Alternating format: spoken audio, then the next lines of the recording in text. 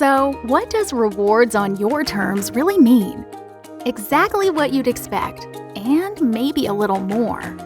You use your Vectra bank card to make purchases and earn points on every dollar spent. Then, you can use your points to help pay for those purchases. Here's how it works. Start by logging in to your Vectra Bank online banking account. Select your credit card account. Click Card Transactions, and then click on Rewards. From there, you'll be taken to your Rewards homepage, where you can see available points, review your redemption history, and of course, redeem points.